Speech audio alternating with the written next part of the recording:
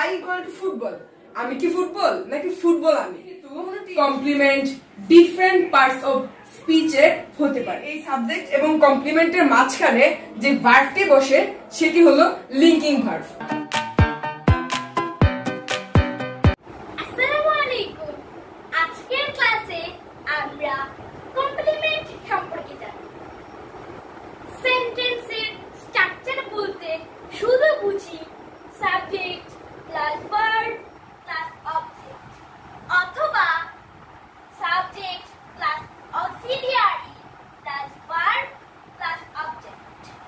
আসলে বিষয়টা হলো এই যে ছোটবেলা থেকে অবজেক্টটা আমাদের মাথার ভিতরে এরকম ভাবে ঢুকে গেছে যে আমরা ভার্বের পরের জায়গা থেকে অবজেক্ট ছাড়া আর কাউকে দিতে চাই না। কিন্তু ভার্বের পরে অবজেক্ট ছাড়াও আরো অনেক কিছু বসতে পারে। হ্যাঁ বন্ধুরা, আজকের ক্লাসে আমরা কমপ্লিমেন্ট সম্পর্কে জানব। কমপ্লিমেন্ট এর অর্থ হলো পূরক। কমপ্লিমেন্ট একটি সেন্টেন্সকে কমপ্লিট করে। কমপ্লিমেন্টকে আমরা আরো বলতে পারি সাবজেক্টের একটি ভিন্ন পরিচয়। চলো এক্সাম্পলের মাধ্যমে বিষয়টি বুঝি নিই। ফার্স্ট এক্সাম্পলটি দেখো, এখানে my father is a teacher, আমার বাবা হলেন একজন শিক্ষক। এখানে অনেকের মতো আমিও মনে করতাম যে my father subject, is verb এবং আর টিচার হলো অবজেক্ট, কিন্তু এখানে কিন্তু এই টিচারটা অবজেক্ট না। তাহলে এটা কি? এটা হলো কমপ্লিমেন্ট। কারণ দেখো এখানে মাই ফাদার ইকুয়াল টু আর টিচার, এর মানে মাই ফাদার হলো একজন টিচার এবং আর টিচার হলো মাই ফাদার, মানে একে অপরের পরিপূরক। যেহেতু এই দুটি একে অপরের পরিপূরক সেহেতু এটি অবজেক্ট না হয় এটি হলো কমপ্লিমেন্ট। আর যে এই সাবজেক্ট এবং কমপ্লিমেন্টের মাঝখানে যে ভার্বটি বসে সেটি হলো লিঙ্কিং ভার্ব। আরো কিছু লিঙ্কিং ভার্ব আছে, আমি এগুলো ক্লাসের শেষে তোমাদেরকে বলে দিব। আচ্ছা, তারপরে সেকেন্ড এক্সাম্পলটিতে দেখি। এখানে আই প্লে ফুটবল, এখানে আমরা সবাই জানি আই সাবজেক্ট, প্লে ভার্ব। এখন আমরা যাচাই করবো যে ফুটবলটা কি অবজেক্ট নাকি কমপ্লিমেন্ট।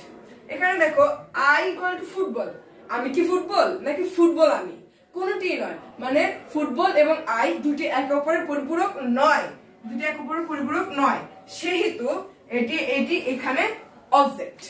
কমপ্লিমেন্ট প্রধানত দুই প্রকার, সাবজেক্ট কমপ্লিমেন্ট, অবজেক্ট কমপ্লিমেন্ট।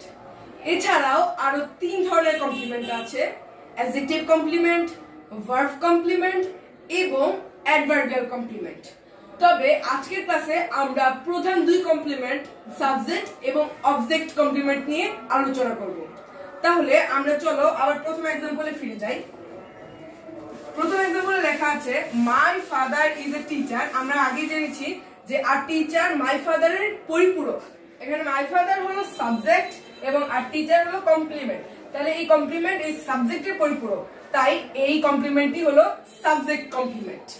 চলো সাবজেক্ট কমপ্লিমেন্টের আরো একটা এক্সাম্পল দেখে আসি। মাই ফাদার ইজ পাইয়াস, আমার বাবা ধার্মিক। এখানে মাই ফাদার ইকুয়াল টু পাইয়াস, মানে আমার বাবাই ধার্মিক, আবার ধার্মিকই আমার বাবা, একে অপরের পরিপূরক। মাই ফাদার যেহেতু সাবজেক্ট সেহেতু পাইয়াস হচ্ছে সাবজেক্ট কমপ্লিমেন্ট। পার্টস অফ স্পিচের বিবেচনায় পাইয়াস কিন্তু অ্যাডজেক্টিভ। ঠিক সেভাবে আগের এক্সাম্পলটিতেও কমপ্লিমেন্ট ছিল আর টিচার, এখানে আর টিচার হচ্ছে নাউন, মানে নাউন ফ্রেজ।